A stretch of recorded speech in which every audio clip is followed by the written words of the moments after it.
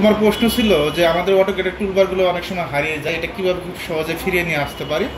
তো সর্বপ্রথম অ্যারোতে ক্লিক করবা, আশা করি ক্লিক করতে পারবা। ক্লিক করার পর এখান থেকে শো মেনুবার, মেনুবারটা শো করাইতে হবে।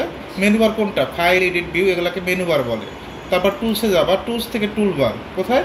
টুলবার, এখান থেকে অটোক্যাড, তারপর ডাইমেনশন টুলবারটা লাগবে মেজারমেন্ট চেক দেওয়ার জন্য। তারপর এইভাবে পজিশন মতো বসাবা তোমার কাজের জন্য। আবার রাইটে ক্লিক করবা, ডটে গিয়ে এখান থেকে ডট টুলবারটা লাগবে, এখান থেকে এইটার উপর ধরে এই পাশে বসায় দেবো। ওকে, পজিশন মতো বসায় দেবা। তুমি যদি এখানে এসে রাইট ক্লিক করো এ ক্যাট, ঠিক আছে, এখান থেকে করা যায়। মডিফাই টুলবারটা লাগবে, মডিফাই টুলবারটা কোনো কিছু ইরেজ টিরেজ করার জন্য। ওকে, তারপর তোমার লেয়ার টুলবারটা লাগে, অলরেডি লেয়ার টুলবার আছে, তুমি চেষ্টা করবা টুলস থেকে কাজ করার জন্য। টুলস থেকে টুলবার, এখান থেকে অটোক্যাড, এখান থেকে তারপর প্রপার্টিস টুলবারটা লাগবে। প্রপার্টিস টুলবারটা কেন ইউজ করা হয়? কালার টালার দেওয়ার জন্য। ড্র টুলবারটা ইউজ করা হয় লাইন টাইন ড্র করার জন্য। মডিফাই টুলবারটা ইউজ করা হয় কোনো কিছু ইরেজ করার জন্য। এই 2Dর জন্য এই কয়েকটা টুলবারই প্রয়োজন হয়। আর যারা আপডেট ভার্সনে কাজ করবে তারা কি করবে? এখান থেকে রিবন লিখবে। কি লিখবে? রিবন।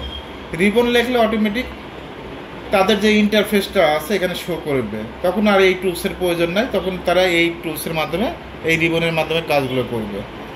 আশা করি সমাধান পেয়ে গেছে।